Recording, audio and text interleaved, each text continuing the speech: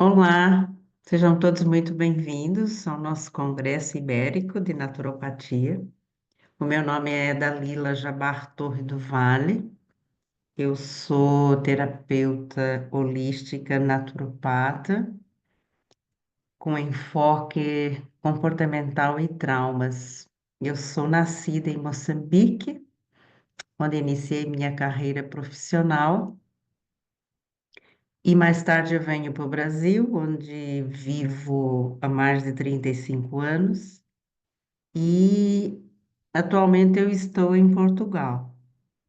Nesses 45 anos de trabalho profissional, eu fui desenvolvendo várias papéis e várias funções, entre gestora organizacional, e nos últimos 20 anos eu tenho atuado na área da terapia comportamental, também com psicodrama, também com outras ferramentas, com barra de Access, e mais recentemente com trauma, com psicotrauma, utilizando a metodologia IOPT, que é de Franz Ruppert. Então, hoje eu quero convidá-los a uma reflexão de quem somos nós nesta sociedade traumatizada, né? Qual é o nosso papel, ou como nasce o nosso papel dentro desta sociedade traumatizada. Então, é uma reflexão que eu proponho, baseada num tema de um livro de Franz Rupert, né, que se chama exatamente Quem Sou Eu nesta Sociedade Traumatizada, e isso me inspirou a trazer estas reflexões. O que eu... Vamos começar, então, pelo começo, né? Quem somos nós, né? Então, nós somos, é interessante, eu quero começar abordando, dizendo que nós somos a única espécie que nasce prematura. Por que que ela nasce prematura? Porque ela não tem autonomia para se alimentar, para se movimentar, para se proteger.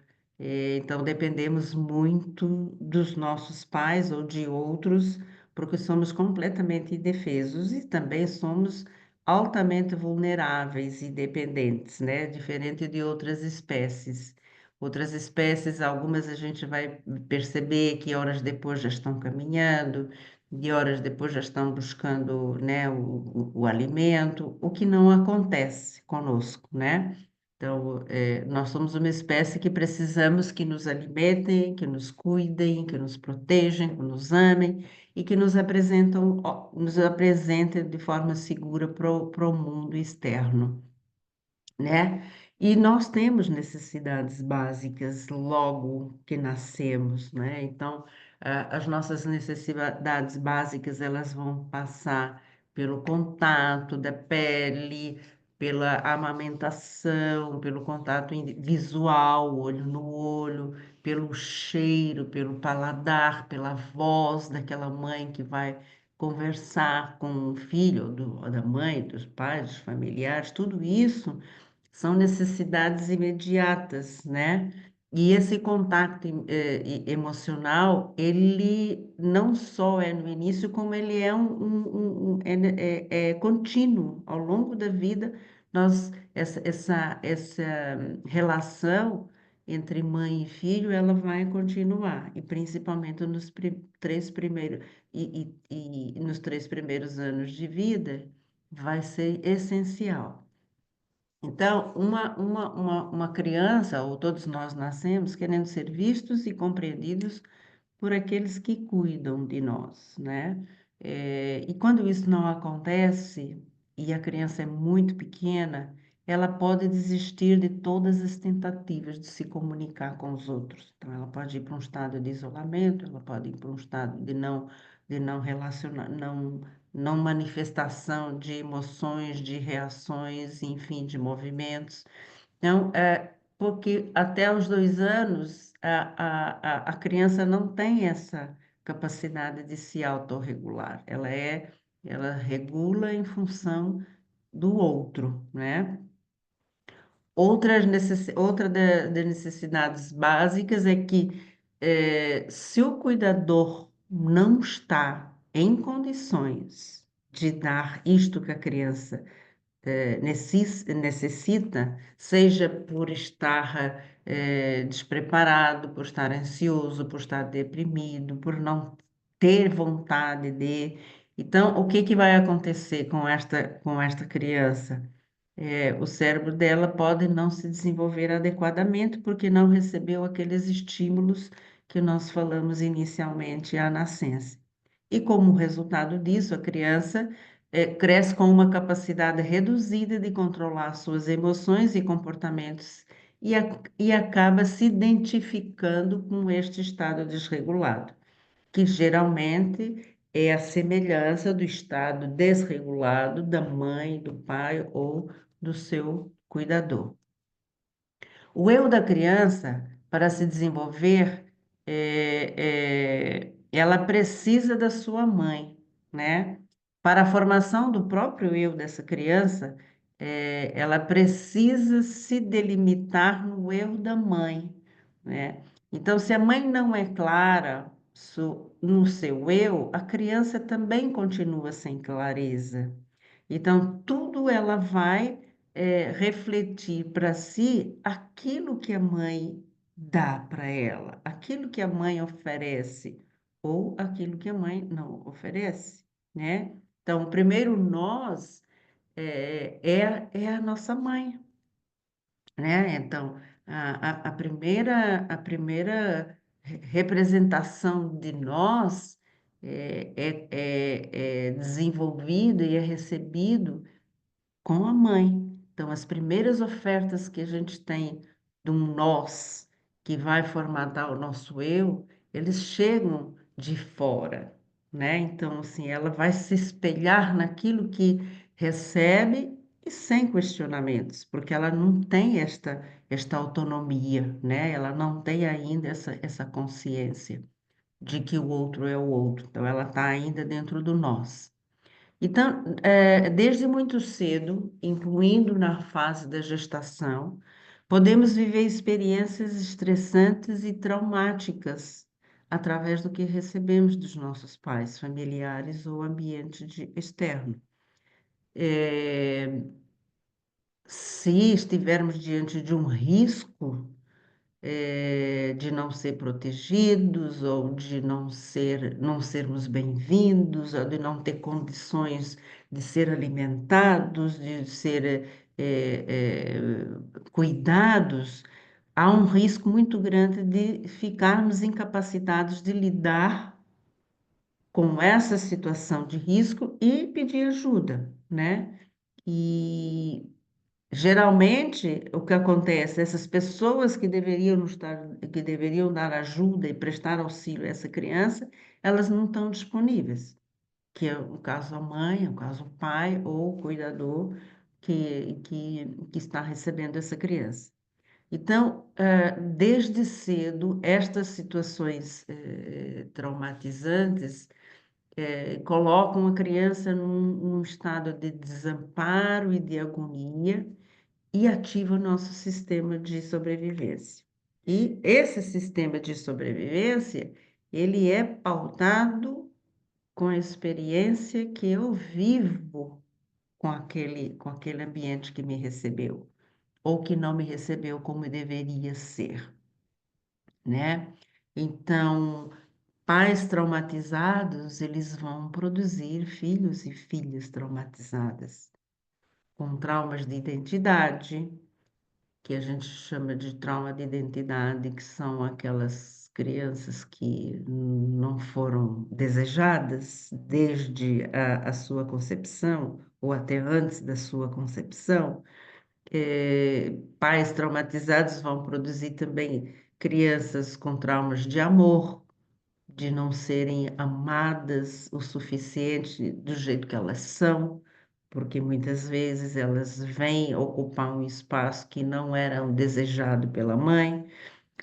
Toda essa questão de trauma de amor e trauma de identidade levam, na sua maior parte, a traumas de sexualidade, porque é onde não há proteção. Então, quando a criança não é amada, invariavelmente ela também não é protegida.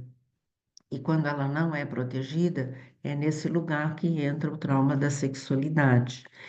E ainda produzir filhos e filhas com traumas de se ser um perpetrador, porque ela vai reproduzir aquilo que recebeu. Então, se ela recebeu desamparo, ela vai ter um modelo de desamparo. Se ela recebeu violência, ela vai ter um modelo de violência. Se ela recebeu abuso, ela vai ter um modelo de abuso, porque as suas necessidades não foram atendidas de forma saudável, né? A sua necessidade de ser desejado, ser amado e ser protegido. Então, quanto mais profundo é o trauma, pode desenvolver no indivíduo várias facetas com diferentes identidades. Este indivíduo traumatizado, ele tende a tratar as pessoas como objetos e passam a acreditar que homens e mulheres são máquinas que funcionam sem relação aos seus eus. Eles tendem a ignorar que pessoas têm sentimentos, que as pessoas sentem, que as pessoas têm emoção. Então, elas atropelam isso e tratam as pessoas como objetos.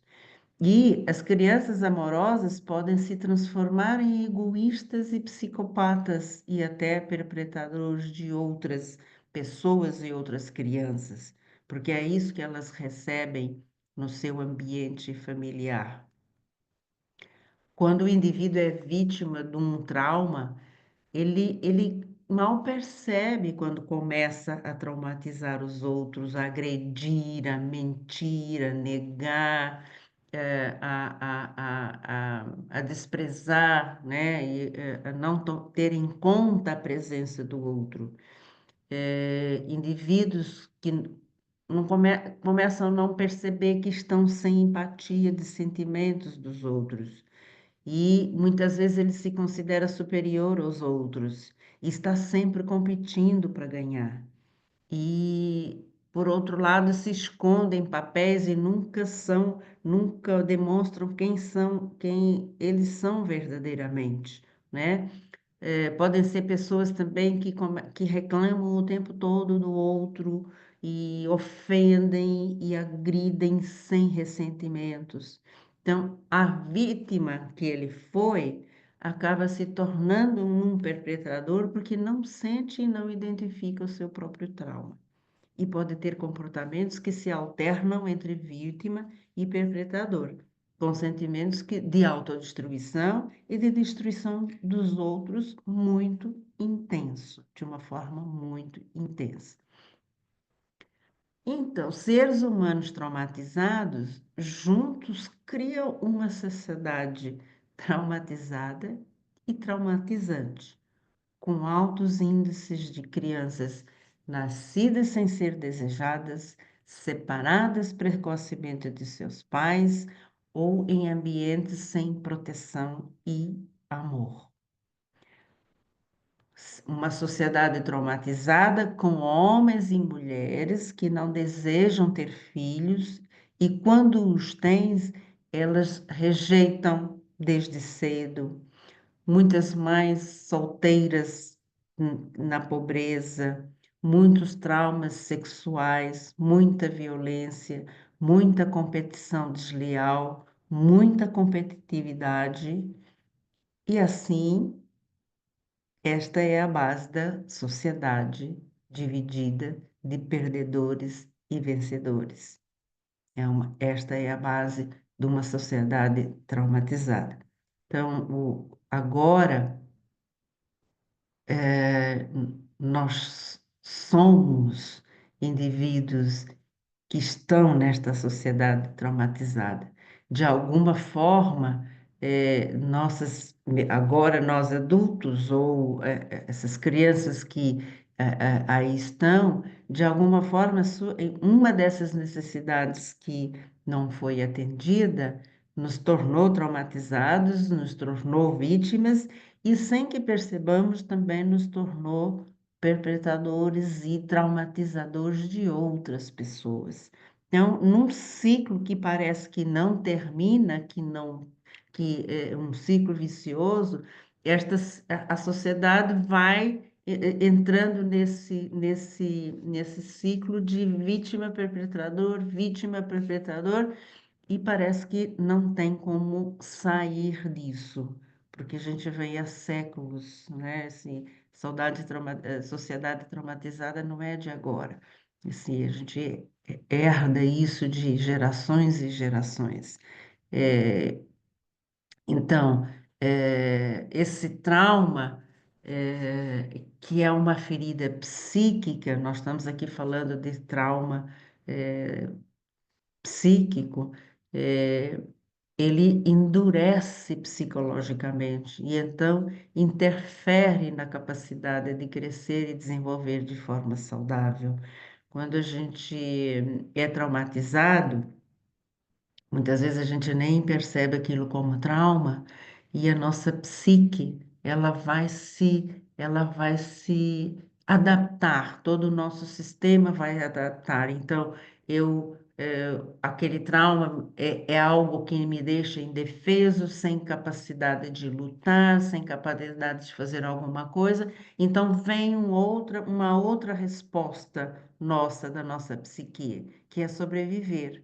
E muitas vezes essa sobrevivência vem pela forma de esquecimento, na forma de dissociação, na forma de fuga, na forma de congelamento e de negação. Então, a gente acaba, tocando a vida como se aquilo não tivesse acontecido, mas aconteceu. E o nosso corpo tem registro disso, né?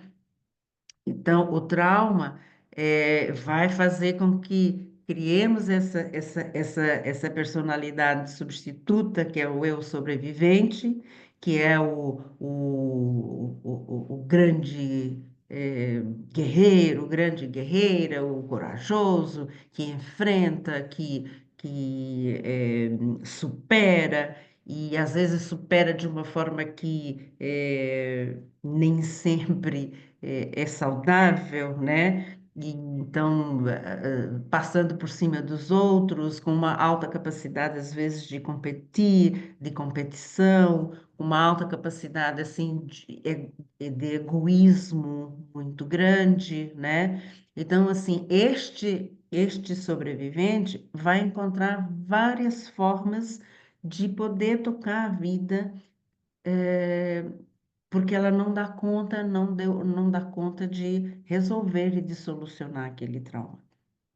E acaba que então criando essas máscaras, que são os nossos papéis sociais, nossos papéis profissionais, e se esconder muitas vezes atrás, assim, em vez de assumir a sua própria identidade, as suas próprias escolhas, as suas próprias decisões, acaba se escondendo nas decisões e nas escolhas dos outros, né?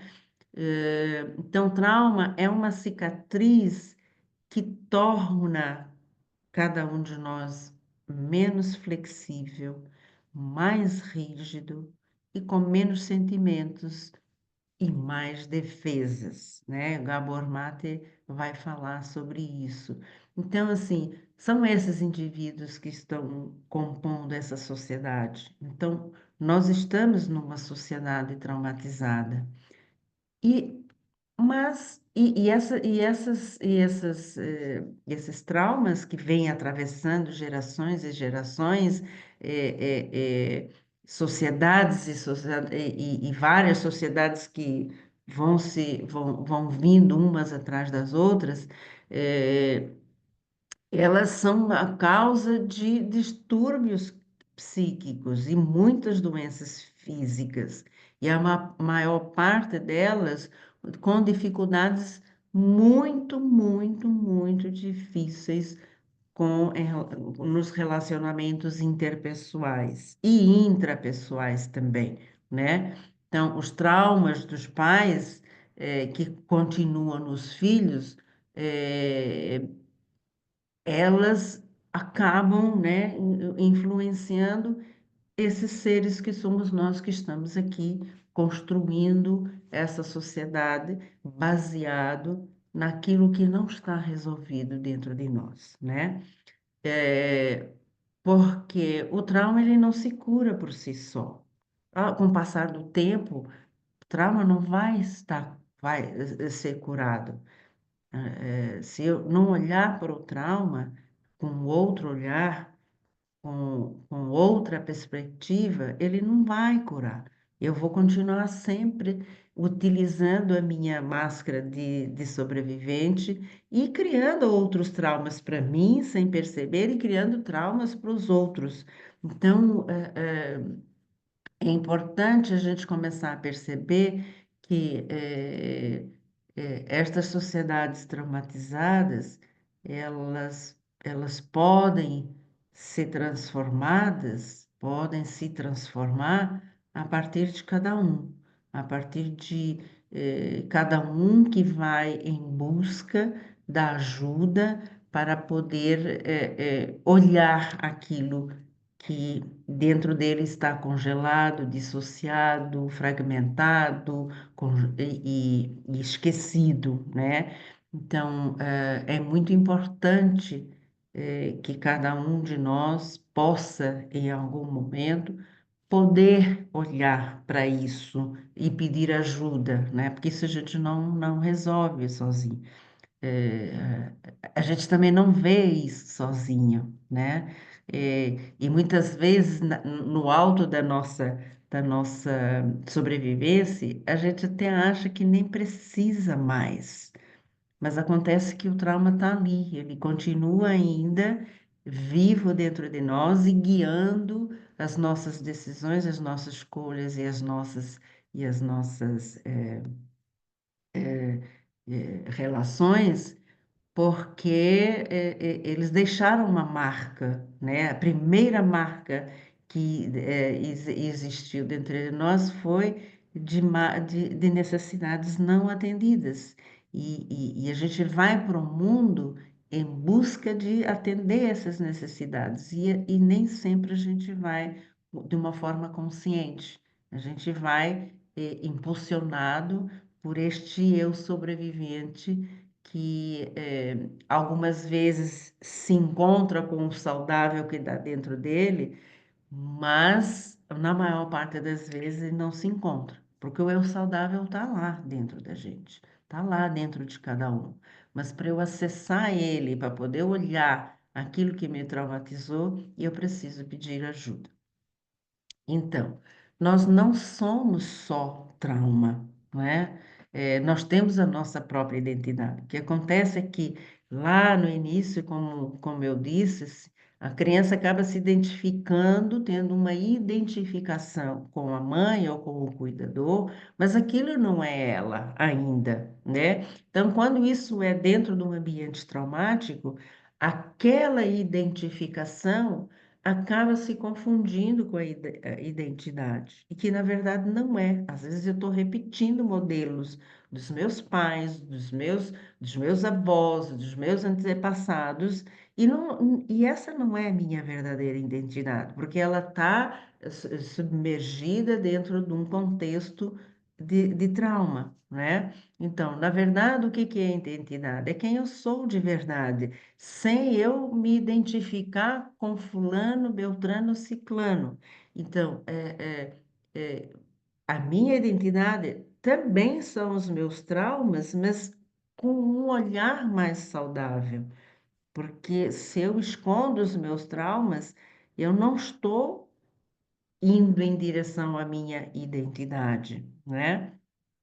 A sua identidade também é a tua capacidade de autonomia e de poder se referenciar quem é de verdade, né? É também poder identificar que este é o meu corpo, estas são as minhas relações, e eu não vou me equiparar ou me comparar ao corpo de fulano, beltrano e ciclano, ou as relações que fulano, beltrano e ciclano me sugerem, né? Então, eu vou ter a minha própria autonomia para decidir quem sou eu de verdade.